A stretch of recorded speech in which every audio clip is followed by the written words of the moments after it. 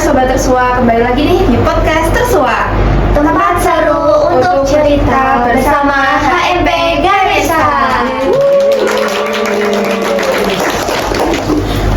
Nah, jadi sebelum memulai perbincangan pada sore hari ini, kita kenalan dulu ya.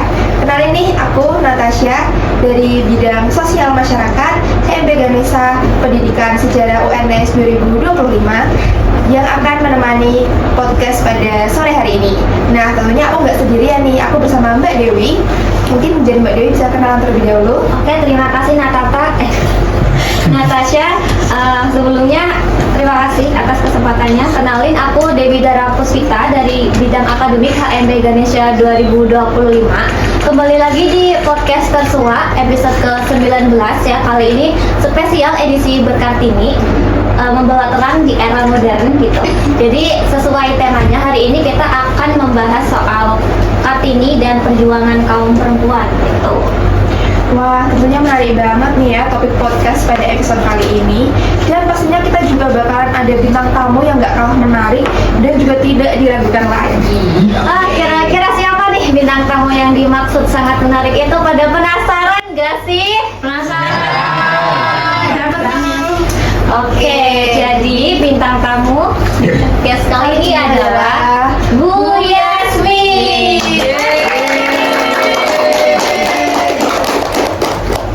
Oke, Bu Yasmin, kabarnya? Kabar baik, alhamdulillah. Kalian gimana, baik? Alhamdulillah baik. Oke. Puasanya lancar Ibu? Alhamdulillah, masih. Kemarin buka sih, sekarang belum. Nah, mungkin buat sobat Tersua yang belum tahu, tapi kayaknya udah pada tahu semua sih. Bu Yasmin ini dosen prodi pendidikan secara FKIP UNS ya. Salah satu kajiannya itu mengenai isu gender ya Bu. Jadi memang sangat cocok untuk membahas topik tentang kesetaraan gender dan Kartini begitu menurut saya. Oke, jadi Bu Yasmin bisa menyapa para pendengar dulu biar mungkin pada lebih kenal lagi nih sama Bu Yasmin. Halo para pendengar. Ya, perkenalkan, nama saya Yasmin India Khairunisa, biasa dipanggil Bu Yasmin. Kalau di sini dulunya saya nggak sih, sampai sekarang saya masih orang Bandung gitu, KTP Bandung, asal saya dari Bandung, jadi bukan dari Surakarta. Terus S1, S2 di Pendidikan Sejarah UPI Bandung. Sekarang juga masih studi lanjut di S2 lagi, ngambil Arkeologi Universitas Indonesia. Itu aja. Oke, jadi karena sekarang udah pada tahu ya dan akrab sama Bu Yasmin, kita bisa langsung aja ke topik intinya, tentang how to become Kartini in modern era. Tapi sebelumnya kita ulas dulu ya sejarah singkat dari Kartini ini. Jadi Kartini kan dikenal sebagai tokoh emansipasi wanita Indonesia, lahir 21 April 1879, dan Kartini ini hidup pada masa ruang gerak perempuan itu masih dibatasi, terutama di bidang pendidikan gitu. Namun Kartini ini tidak menyerah, dia tidak pasrah saja, dia berjuang melalui tulisan-tulisannya dan surat-suratnya supaya memperjuangkan pendidikan perempuan dan kesetaraan gitu. Apakah benar Ibu? Ya, betul sekali. Jadi sebenarnya kalau misalkan kita tahunya Kartini secara umum kan kayak gitu, kayak memperjuangkan perempuan, terutama lewat tulisan-tulisannya. Tapi sebenarnya ada hal yang menarik dari Kartini sebagai fun fact. Jadi kalau misalkan kita mengetahui ada isme-isme gitu kan ya dalam perjuangan. Nah, ternyata Kartini itu dia salah satu teman penaknya adalah seseorang yang bersifat kekiri-kirian. Jadi mau tidak mau Kartini itu bersifat sosialis dan tentunya feminis. Dan yang menariknya pada masa Kartini waktu dulu memang ia menyerah pada feodalisme gitu, dengan mau menjadi istri tidak satu-satunya dari Bupati Rembang. Tapi ketika ia menjadi seorang istri, syaratnya itu adalah ia tidak mau mencium kaki suaminya, ia tidak mau jalan jongkok di depan suaminya, dan ia tidak mau bicara dengan bahasa Romo Inggil pada masa itu. Itu sesuatu yang mensejajarkan perempuan banget lah gitu. Mungkin kalau pada masa ini itu dianggap biasa saja. Iya, pas masa itu tuh kayak iya, sangat radikal, kayak orang kaget, wah bisa kayak gitu. Nah, jadi itu salah satu yang menarik sih cerita. Oke, sekarang setelah kita udah tahu Dewi akan mengajukan beberapa pertanyaan buat Bu Yasmin. Mungkin dari Mbak Dewi dulu. Oke, buat pertanyaan yang pertama dari aku, mungkin ini ada obvious, tapi tetap aku tanyain aja. Apakah di masa sekarang kaum perempuan itu masih termarginalkan dan Oke, marginal di sini menurut Dewi dan Natasha arahnya kemana? lebih di apa ya? Mereka dikesampingkan gitu. Oke, jadi kita perlu melihat dulu bahwasanya yang namanya termarginalkan itu akarnya sebelum saya menjawab iya masih tidak masih gitu. Jadi ketika kita melihat agak jauh menoleh ke filsafat pemikirannya, itu manusia tuh kerap kali berpikir segala sesuatu itu bersifat biner antara 1 dengan 0. 1 itu artinya positif atau afirmatif, 0 itu artinya negatif. Sehingga kalau sesuatu berpasangan ada yang sifatnya positif dan ada yang sifatnya negatif. Nah, karena sesuatu ini sifatnya positif sama negatif, jadi si pasangan ini tuh seolah-olah kayak hierarkis. Ada yang satu bersifat dominan dan yang satu sifatnya itu subordinat. Jadi kayak coba terang sama gelap, mana yang positif, mana yang dominan. Terang konotasinya lebih bagus ya, lebih positif. Nah, jadi itu pemikiran bahwa yang terang itu menjadi yang dominan, yang positif, dan gelap itu menjadi yang subordinat dan juga negatif, itu nanti melahirkan pemikiran yang rasialis gitu. Nah, dalam konteks ini perempuan yang termarginalkan tadi yang ditanyakan oleh Dewi dan juga Natasha itu berasal dari pemikiran biner bahwa si laki-laki ini seolah atau cenderung dianggap menjadi sesuatu yang nomor 1 atau yang positif tadi, sementara perempuan itu menjadi yang 0 atau dia yang dianggap negatif. Nah, karena itu, oleh karenanya laki-laki dianggap harus lebih apa ya, didukung, diuntungkan, lebih kuat, perempuan dianggap lebih lemah gitu, dan tidak apa ya, memiliki kesempatan yang sama besarnya dengan laki-laki gitu. Nah, jadi kita tadi menyamakan persepsi bahwa memang ada yang namanya patriarki seperti tadi, menguntungkan laki-laki dan menguntungkan perempuan. Sekarang pertanyaannya, apakah perempuan masih termarginalkan menjadi kelompok yang subordinat seperti tadi? Kita bisa melihatnya tidak serta-merta langsung iya dan tidak.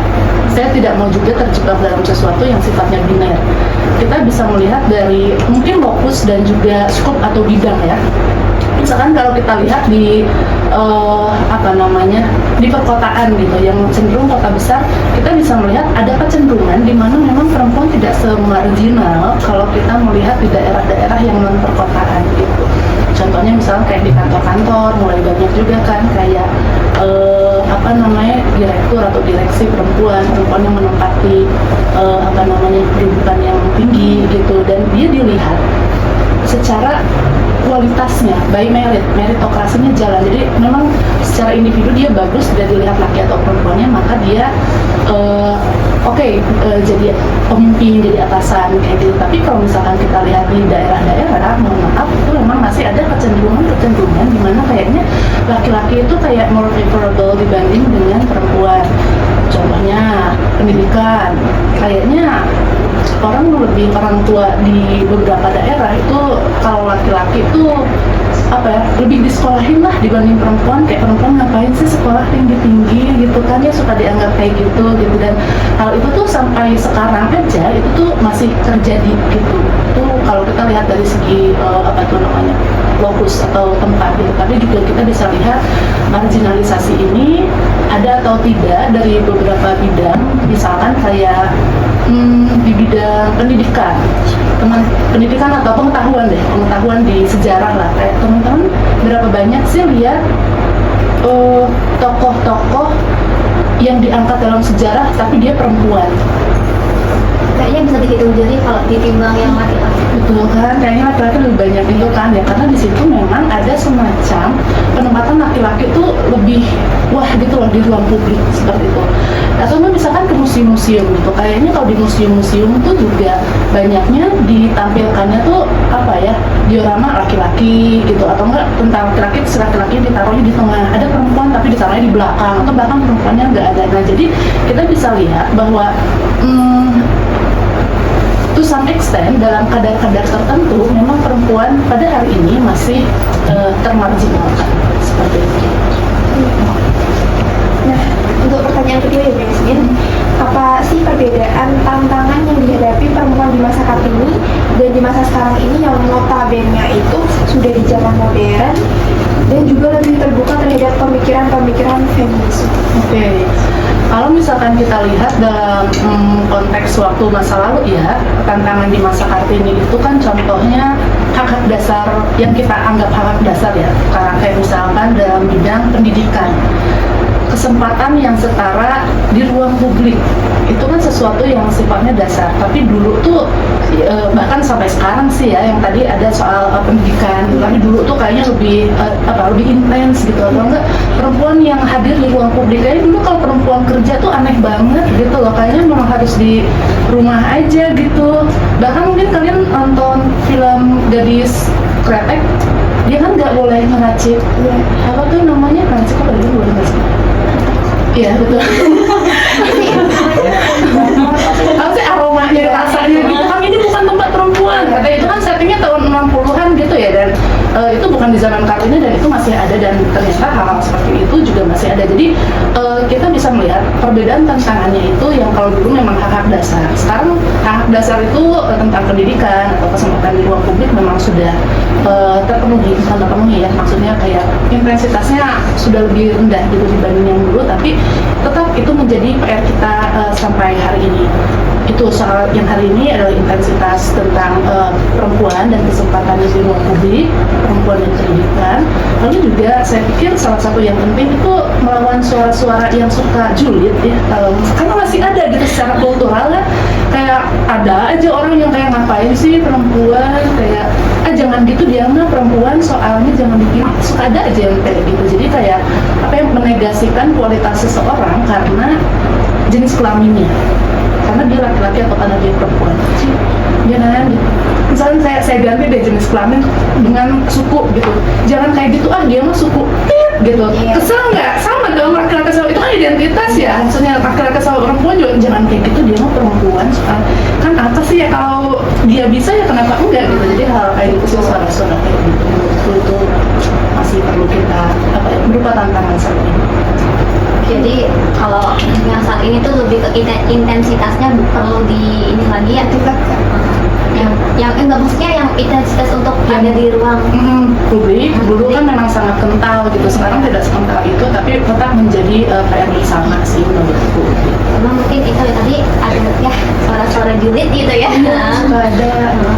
Bahkan kadang tuh apa ya, kita kan lagi ngomongin soal feminisme perempuan, terus tiba-tiba ada aja tuh cowok yang nggak harus cowok sih, cewek juga bisa. Betul. Kenapa sih cuma perempuan doang? Kenapa nggak ada gerakan laki-laki gitu? Kayak kenapa sih harus kayak gitu kan? Menurut Yasmin itu gimana? Sebenarnya menarik ya, ketika kita bicara soal feminisme, sebenarnya yang diperjuangkan itu bukan tok selalu perempuan. Dalam feminisme, yang diperjuangkan itu adalah keadilan sosial. Jadi, kenapa sih perempuan terus yang diperjuangkan? Karena kita melihat dari sisi historis dan kultural, patriarki itu bertengger, dan siapa yang dirugikan ketika adanya patriarki itu adalah perempuan. Oleh karena itu yang didorong untuk diperjuangkan adalah perempuan terlebih dahulu, supaya mereka kemudian mendapatkan start yang sama-sama dengan laki-laki, kesempatan yang sama-sama dengan laki-laki. Bukan berarti laki-laki ditinggalkan, enggak. Saya kasih contoh, misalkan apakah patriarki merugikan laki-laki? Saya jawab iya. Dalam contohnya gimana? Misalkan laki-laki selalu diasosiasikan atau didekatkan dengan sifat yang dia harus selalu kuat, nggak boleh nangis. Oleh karena itu bukan laki-laki suka marah-marah atau gimana, tidak bercerita kayak gitu kan ya, karena dia tidak biasa merilis emosinya karena dianggap tabu oleh kultur, oleh keadaan sosial. Enggak, laki-laki padahal nggak apa-apa kan, orang pasti sedih gitu, sedih mau nangis pasti punya emosi. Nah, patriarki itu menekan bagaimana caranya supaya laki-laki tetap tampil kuat gitu. Padahal ya yang namanya manusia mah mau sedih juga nggak apa-apa, mau sekali-kali lemah capek ya namanya juga manusia, nggak apa-apa gitu kan, kayak gitu. Nah, dari situ sih saya melihat bahwa sebenarnya patriarki itu bisa merugikan kedua belah pihak, dan feminisme sebenarnya memperjuangkan kedua-duanya agar menjadi hubungan antara laki-laki dengan perempuan itu lebih egaliter. Mungkin ini pertanyaan soal bias gender gitu. Betul. Pengalaman Yasmin itu selama kerja gitu ya, pernah nggak dapet yang kayak kamu kan cewek gitu pernah nggak? Pernah. Tidak akan saya sebut kantornya. Saya kerja udah rada lama, jadi ada beberapa kantor. Nah, sebut saja di sebuah kantor gitu. Misalkan kayak saya itu suka dikasih tugas hal-hal yang dianggap dekat dengan perempuan. Bukan berarti ini hal perempuan ya, tapi dianggap dekat dengan perempuan. Contohnya konsumsi, sekretaris. Kan nggak harus sih, padahal yang konsumsi cewek gitu. Tapi kan asosiasinya perempuan dekat sama dapur, suka masak. Saya nggak suka masak by the way. Ya itu mah masalah hobi, suka tidak suka ya, preferensi gitu. Tapi apa namanya, jadi saya suka dikasih kayak Yasmin nanti konsumsi ya gitu, jadi kayak gitu dititipin kayak gitu. Atau enggak sekretaris cewek, jadi suka langsung sekretaris tuh cewek gitu, padahal nggak harus juga seperti itu. Jadi itu satu. Atau enggak bias gender yang menyebalkan menurut saya, dan ini enggak banget, dan semoga kalian tidak mengalaminya. Jadi kan jadi kita lihat ya, patriarki itu kayak si cowok tuh dalam konstruksi patriarki, laki-laki itu sebagai pihak yang kuat gitu, dianggap kuat, perempuan yang halus, yang lembut, yang lemah gitu. Nah, tapi karena orang sudah terbiasa dengan anggapan itu, mereka menganggap anggapan itu benar.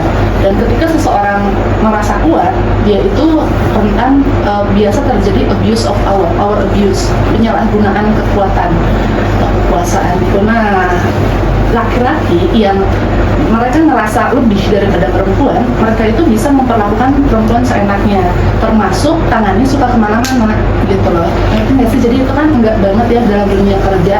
Suatu ketika memang kayak ada apa ya, pekerja perempuan, dia kayak mau ngerangkul gitu, kan itu tidak dengan konsen saya ya, terus saya langsung gitu. Jadi kayak bapak ngapain gitu. Jadi terus dia malah gaslighting kayak apa, malah bilang Bu Yasmin gitu aja nggak mau, ya nggak mau lah gitu kan apa ya, kayak jangan karena lu merasa punya kuasa atau lu lebih gimana, lu cowok terus kayak nggak mau, ya emang nggak mau gimana sih gitu. Dan jadi itu kayak apa ya, itu nggak banget menurutku, dan itu salah satu bias di relasi kuasa di dunia kerja antara laki-laki dan perempuan. Dan kalau kalian ketemu yang kayak gitu, lawan aja, langsung ngomong depan orangnya, karena kalau enggak, orang tuh nanti bakal biasa kayak sama dia mah nggak apa-apa, dan bakal diterusin melunjak gitu. Jadi harus di apa ya namanya, dilawan aja gitu yang kayak gitu mah. Jangan sampai kebiasa terus, jadi akhirnya sama dia mah aman aja. Iya kayak gitu. Gampangin gitu ya. Betul. Jadi kalau ada apa-apa lawan aja gitu. Gimana sih? Soalnya ada pengalaman juga, dan selain sepertinya akan melawan. Iya, harus. Oke, mungkin next question ya, Yasmin. Nah, apa sih langkah kecil yang bisa kita lakukan untuk memperjuangkan kesetaraan gender di lingkungan sekitar kita? Langkah awal saya pikir sesuatu yang bisa mulai dari diri sendiri. Itu sesederhana kamu bisa melihat teman-teman di sekitarmu, dirinya sebagai individu, tidak melihat dia laki atau dia perempuan gitu. Dan dengan seperti itu kamu akan melihat dengan kacamata yang egaliter, dengan kacamata yang setara, dan kacamata yang melihat mereka sama-sama manusia gitu. Dan karena apa ya namanya, dia aja lah yang jadi ketua dan dia laki-laki gitu. Nah kayak gitu saya pikir itu hal-hal yang perlu dihindari. Bagaimana kalau ada temanmu yang sama-sama hebat manajerial dan kepemimpinannya tapi dia perempuan, tapi sejak awal mulai ada pemikiran jangan kayak gitu, jangan perempuan lah kayak gitu, enggak laki-laki aja lah gitu. Jadi kan hal itu apa ya namanya, tidak apa tuh namanya, tidak egaliter baik untuk laki-laki dan perempuan. Jadi intinya mulai dari diri sendiri, melihat seseorang sebagaimana dirinya gitu, tanpa perlu ada stereotipe atau apa stereotipe asosiasi sifat yang belum tentu benar terhadap identitas laki-laki atau perempuan. Jadi jangan langsung perempuan, tidak boleh. Jangan lah perempuan dia mah gitu kan, apa sih gitu kan gitu. Ini last question ya. Kalau menjadi Kartini dalam konteks modern begitu, Yasmin itu Oke. Saya mau mulai dari segi pandangan masyarakat terhadap Kartini. Yang kadang-kadang Kartini itu suka dilihat sebagai orang yang ngapain sih dia kan nulis doang, suka digituin ya, terus dibanding-bandingin sama perempuan lain gitu. satu hal, ini PR untuk bersama. Kita tidak berhak untuk membanding-bandingkan kontribusi orang di masa lalu seperti itu, karena itu siapa kita sih menjudge gitu. Apalagi kita teman-teman dari sejarah gitu kan, nggak bisa ya bias seperti itu dalam menjudge subjektif kayak isu Kartini mah kalau dibandingin sama pahlawan yang perempuan lain gak ada apa-apanya. Itu satu, itu perlu dihindari. Nah, kenapa saya memulai dari situ? Karena saya ingin menyampaikan bahwa Kartini itu sesungguhnya adalah orang yang berani gitu. Dia berani untuk mendobrak tradisi yang memang tidak adil. Dia berani untuk menuliskannya, dia berani untuk mengirimkannya, dia berani untuk menyampaikannya gitu. Jadi dalam kurun hidup yang bisa dikatakan singkat, 25 tahun, Kartini itu adalah sosok yang berani gitu. Dan dulu kalau misalkan teman-teman tahu, Kartini pernah dijadikan semacam bacaan, kisahnya ditulis sama Gerwani dan dijadikan sebuah buku namanya Api Kartini. Nah, jadi ketika tadi pertanyaannya menjadi Kartini hari ini, jadilah api seperti Kartini, di mana ia menjadi seseorang yang berani.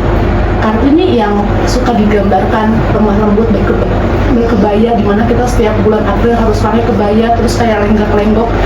Itu adalah Kartini yang bisa dibilang bentukan atau ejawantahan yang dibuat oleh masa Orde Baru gitu. Tapi ketika kita memandang Kartini, ketika pada zamannya apa yang dia lakukan itu benar-benar groundbreaking, radikal tadi kalau kata Dara bilang. Nah, seberani itu Kartini, dan menjadi Kartini hari ini, maka berani. Jadi kita harus berani melawan apabila kita ditindas. Betul. Menghadapi ketidakadilan tuh melawan lah gitu. Jangan diam-diam aja, nanti kamu terus-terusan diperlakukan tidak adil begitu. Scroll ya. Atau setidaknya kalau nggak berani, kalau kita ngelawan nanti takutnya kita jadi membahayakan nyawa kita atau membahayakan diri kita. Setidak-tidaknya adalah melawan dari hati kamu gitu, kayak kamu tahu bahwa itu salah dan kamu tidak akan melakukan itu, dan kalau ada kesempatannya nanti akan kamu lawan. Nah, oke, sobat semua, mungkin itu podcast kita kali ini. Mungkin tentunya banyak banget inspirasi yang dapat kita ambil dari Raden Ajeng Kartini untuk terus memperjuangkan kesetaraan gender. Betul sekali. Dan mungkin podcastnya kita cukupkan sampai sini ya. Pesannya adalah guys, kita harus berani melawan. Terima kasih Bu Yasmin sudah meluangkan waktunya ya. Terima kasih juga buat sobat Tersuah yang udah selalu setia nontonin dan juga ngedengerin podcast kita edisi Berkartini, membawa terang di era modern. See you and bye-bye.